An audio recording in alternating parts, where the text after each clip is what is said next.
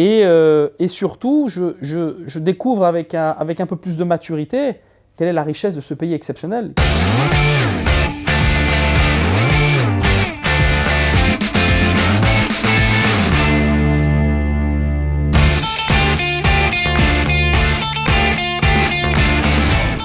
Mehdi, je suis super heureux de vous rencontrer pour Forcément Janus, un concept original en collaboration avec Unibet et Charleroi.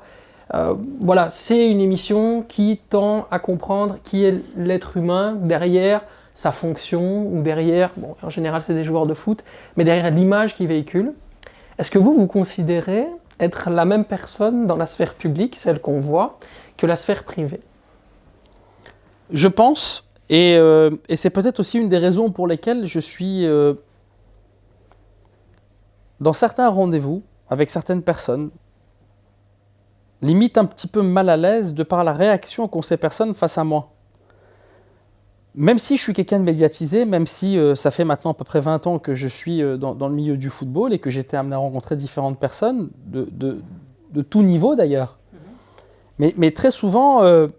Quand j'ai ces relations, je dirais, face à des personnes qui me regardent un petit peu avec un air surpris, avec un air intimidé, c'est des choses que moi-même, j'ai finalement du mal à comprendre et que des fois, c'est des collaborateurs qui me rappellent à l'ordre en me disant « Mehdi, ne sois pas finalement trop exigeant parce que la personne qui est face à toi est très intimidée d'être face à toi. » Et c'est vrai que c'est un concept que j'ai encore du mal à comprendre aujourd'hui. Parce que pour moi, j'essaye toujours d'être le même. Il n'y a aucune différence. Je suis celui que je suis dans ma vie quotidienne. Les personnes qui me connaissent et qui travaillent avec moi depuis de longues dates aussi ont toujours ce sentiment d'être surpris par l'analyse qu'ont les gens de l'extérieur.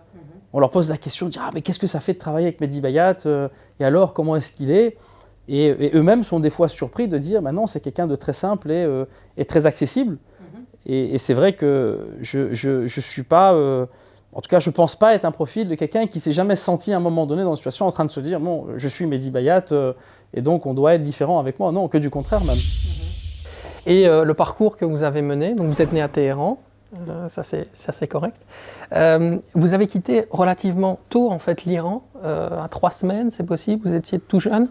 J'avais, je crois, moins de 6 mois. Ok, moins de 6 mois, donc très difficile d'avoir des souvenirs, oui. Évidemment. Dans une situation politique qui était très très compliquée à ce moment-là, avec une famille qui est issue du business du lait, hein, c'est ça? Oui, mon père en fait avait... donc en fait, la famille Bayat en Iran est un nom connu. Donc notre famille a toujours été très, très active à différents, je dirais dans différents secteurs et même aussi au niveau de la politique. Et mon père, après avoir fait des études à l'étranger, est revenu en Iran, ce qui était un petit peu le profil, je dirais, de cette bourgeoisie iranienne. C'est peut-être pas le bon mot, peut-être que mon papa n'aimera pas, mais c'est un petit peu la vérité. Et donc, en fait, on les a envoyés très vite à l'étranger, aller chercher du savoir-faire, du know-how, chercher une éducation à l'européenne, à l'occidentale, et ensuite revenir au pays et pouvoir essayer de développer une affaire quelle qu'elle soit. Mon père, lui, était parti dans l'optique de développer la plus grande usine laitière du Moyen-Orient à l'époque, et c'était le cas. Et malheureusement, avec la Révolution, lorsqu'il a quitté le pays, il a dû un petit peu laisser tout derrière lui pour essayer de protéger avant tout sa famille. Et c'est de cette manière-là que nous avons atterri dans le sud de la France, à Cannes, qui était un lieu dans lequel ils avaient l'habitude d'aller en vacances. Et je pense qu'eux-mêmes ne se voyaient pas être partis pour de nombreuses années. Ils se sont simplement dit, il y a, je dirais, un mouvement de protestation politique dans notre pays, on part, on attend que les choses se calment et on revient. Oh, oui, on va y venir, vous ne tracassez pas, il y a des choses à raconter par rapport à ça, par rapport à votre époque dans le sud de la France qui vous a certainement construit, en tout cas en tant qu'individu. Mais je voulais m'attarder justement sur votre retour dans les débuts de l'adolescence justement à l'Iran. Émotionnellement, en tant qu'être humain, quand vous êtes revenu justement en Iran, comment vous avez vécu ça? Qu'est-ce que vous avez ressenti? Quelles sont les images que vous retenez dans votre tête par rapport à ce retour? Il y a 2 étapes. La première, c'est lorsque j'ai plus ou moins 14 ans, mes parents décident de repartir en Iran. Ils ont vécu presque 15 ans dans le sud de la France et à un moment donné, ils se disent on a tellement de biens, on a toute notre vie finalement qui est restée là-bas. Et puis c'était un moment où les anciens, pour les appeler comme ça, commençaient à retourner en Iran. Et relativement bien accueillis par le nouveau régime en place qui disait finalement c'est une certaine forme, je dirais, de reconnaissance pour nous si les anciens reviennent, et on ne va pas trop les ennuyer parce que bon, finalement, ils n'ont plus grand-chose à dire aujourd'hui.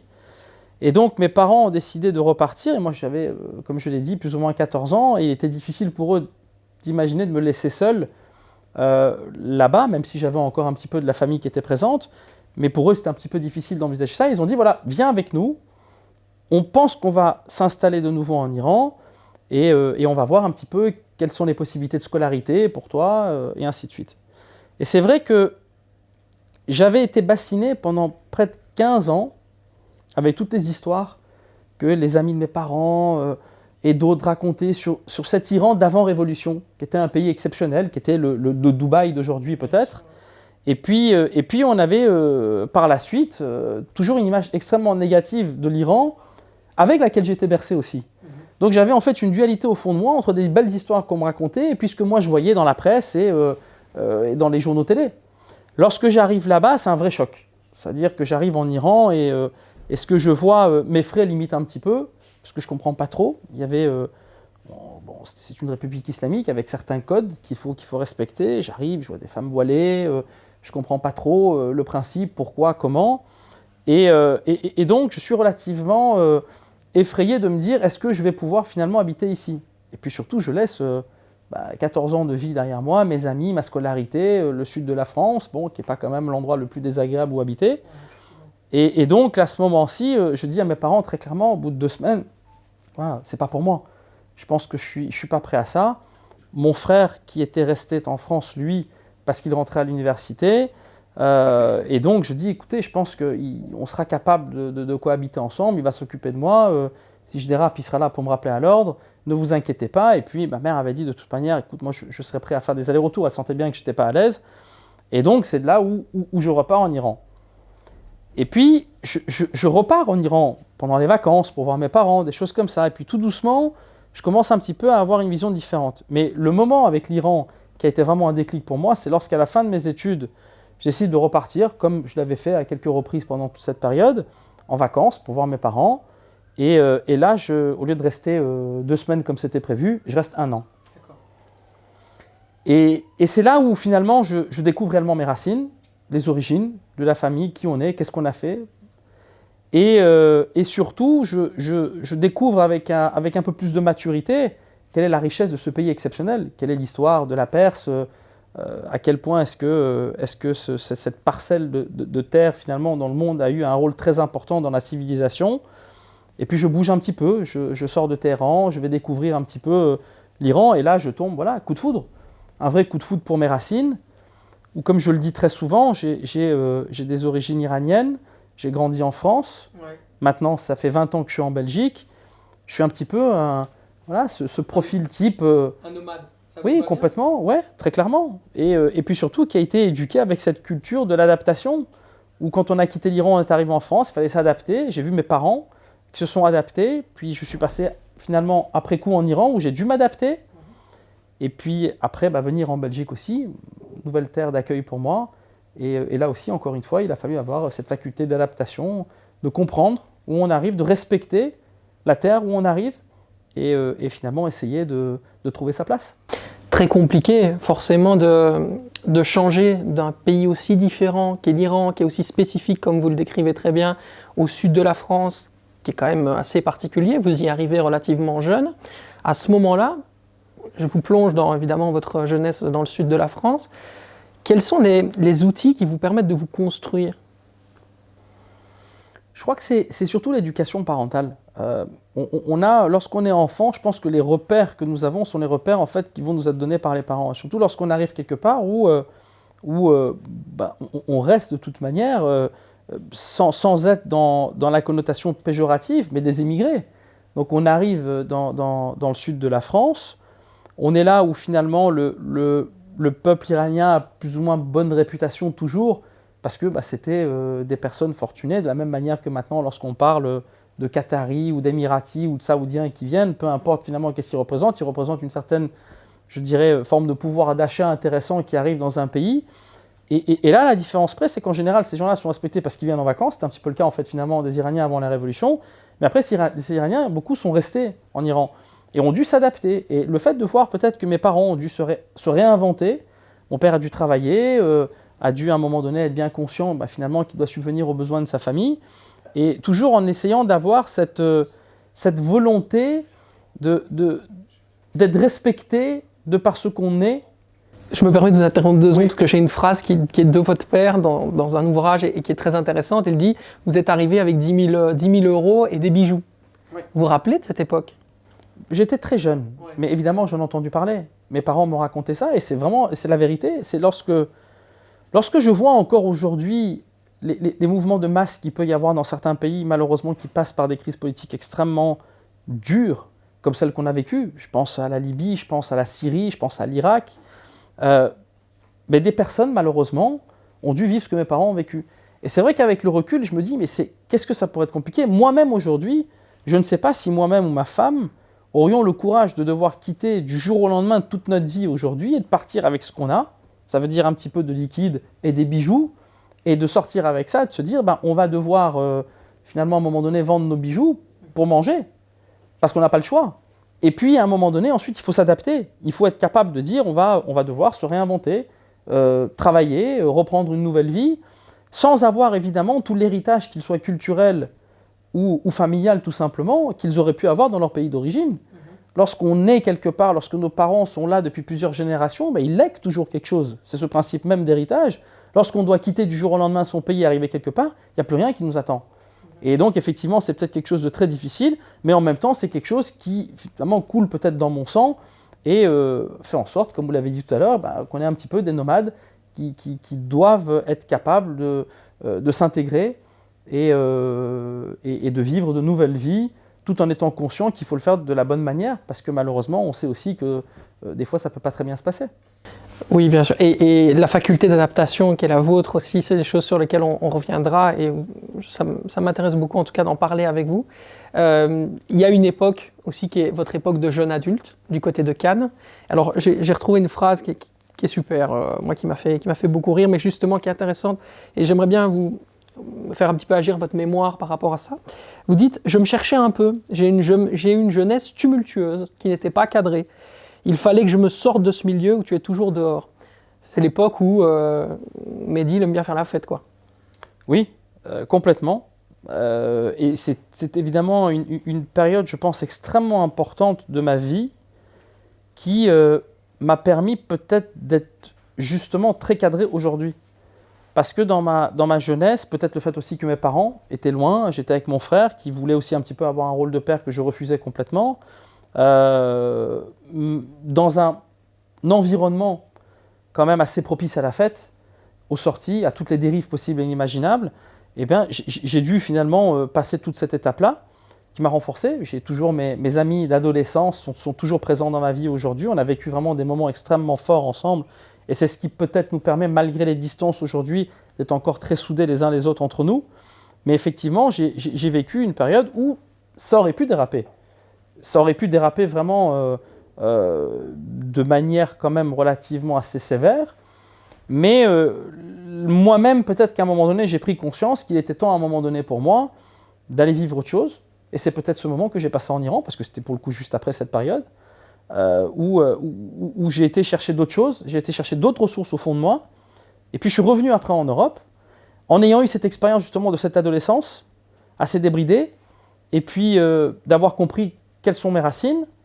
Et là, je reviens finalement en étant un jeune homme un peu plus mûr, qu'il sait qu'il doit à un moment donné faire en sorte que sa vie soit cadrée, organisée, pour me donner une chance finalement de pouvoir construire ma propre vie et une nouvelle vie de famille comme tant d'autres doivent le faire aussi. Et les bêtises justement dont vous parlez et toute cette période d'énergie un petit peu frivole, vous l'expliquez comment? Ça rejette quelque chose par rapport à ce qui s'est passé dans votre vie? C'est une forme d'évacuation, de frustration ou de dire voilà, je vais jouir d'une certaine liberté que j'avais pas et que j'ai envie de montrer. C'est un trop-plein d'énergie qui arrive vers vous et que... Non, je crois que c'est surtout en fait lié tout simplement à l'insouciance que peut avoir un adolescent qui à un moment donné se cherche. Et je crois qu'on est tous passés un peu par des moments pareils. Après, tout dépend du contexte dans lequel on est, où on se trouve et comment les choses se passent. Mais moi-même, à cette époque-là, finalement, j'avais qu'une envie, c'était un besoin d'exister, de pouvoir être quelqu'un, de probablement aussi avoir voulu, déjà dès cette époque-là, montrer aussi peut-être à ma famille, à mon père, à ma mère, à mon frère, que je suis capable de me débrouiller seul. Et c'est vrai que une des choses aussi que cette période m'a appris, c'est surtout d'intérioriser énormément. J'étais pas quelqu'un qui allait prendre son téléphone directement pour appeler ses parents et dire ça va pas. En général, quand ça n'allait pas, j'essayais de trouver les solutions moi-même. Et c'est peut-être aussi un des traits de mon caractère aujourd'hui, qui existe toujours en moi, mais qui fait partie de cette époque où voilà, très clairement, on est insouciant, on ne fait pas attention, on a une seule envie, finalement, c'est de vivre, de profiter, d'être heureux, de plaire aux autres. Et surtout quand on est dans des moments de doute, d'aller chercher finalement ce côté un petit peu rassurant dans le regard des autres. On parle énormément, quand on parle de la famille Bayat, des masculins, des hommes. Mais il y a des personnes qui sont très importantes dans la famille Bayat, qui sont des femmes aussi. Votre maman, notamment, très importante. Quelle, justement, importance elle a eu dans la construction de vous en tant qu'être humain?